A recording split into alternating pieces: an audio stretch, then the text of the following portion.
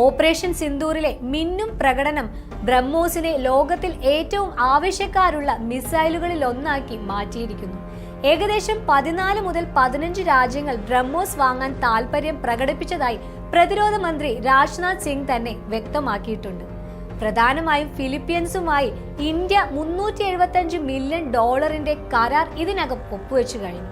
ഈ കരാർ പ്രകാരം 3 ബ്രഹ്മോസ് ബാറ്ററികളാണ് ഇന്ത്യ ഫിലിപ്പീൻസിന് നൽകുന്നത്. ഇതിൽ 2 എണ്ണം ഇതിനകം കൈമാറി കഴിഞ്ഞു. ഇന്തോനേഷ്യ ഏകദേശം 200 മുതൽ $380 ബില്യൺ ഒരു കരാറിനുള്ള ചർച്ചകളിലാണ്.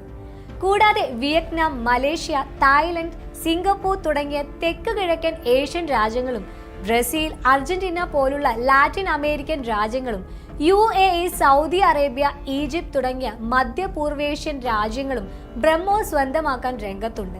ഇന്ത്യ ഇപ്പോൾ ബ്രഹ്മോസിന്റെ പുതിയ തലമുറ മിസൈലുകൾ വികസിപ്പിക്കുകയാണ്.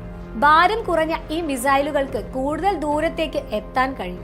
അതായത് ഒരു സുഖോയ് വിമാനത്തിന് നിലവിൽ 1 പകരം 3 മിസൈലുകൾ വരെ വഹിക്കാൻ സാധിക്കും.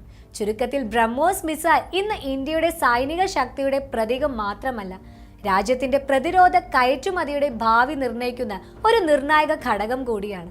ഓപ്പറേഷൻ സിന്ദൂർ ലോകത്തിന് നൽകിയത് ഇന്ത്യയുടെ ശക്തിയുടെ ഒരു നേർക്കാഴ്ചയാണ്.